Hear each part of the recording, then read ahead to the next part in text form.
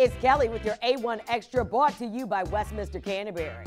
We're through the elections, but are reminded of the campaigns that shape so much of the public conversation about our candidates, many which play out on social media, as our RTD colleague Luca Powell explains. Most recently, I've been working on a project looking at how the different congressional candidates in very competitive races in Virginia are using places and platforms like Facebook and Instagram to do last-minute pushes to voters. What's interesting about Facebook is that there's not really someone editing those ads, and they're also, the way that they're being shown to people is distinct from I don't know, if you buy an ad on a channel on a TV show, for example.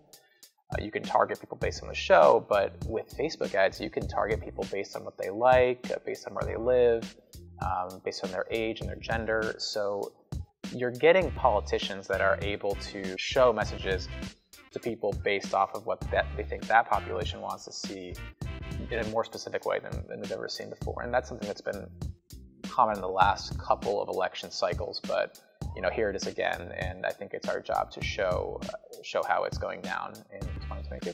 We don't know what the payoff is for an ad or an impression, which is how they market ads to buyers, to candidates who buy these ads.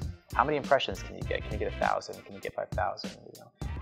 And they're cheap too, so that's one of the points of the reasons why they're being bought as opposed to a TV ad, is because for $300 I can show 1,000 people in my district this ad accusing my opponent of being a congressional profiteer, and that's occurred in the past 2 months. That's occurred in coastal Virginia, so that's a pretty cheap buy. So maybe you look at that and you say, look, for $500 I can spread this idea. Maybe it doesn't land, but it now becomes part of the conversation among my constituents. I think that is a meaningful investment from the campaign point of view. So we're seeing that for sure in terms of like a sort of tactical ad placement and tactical ad buying.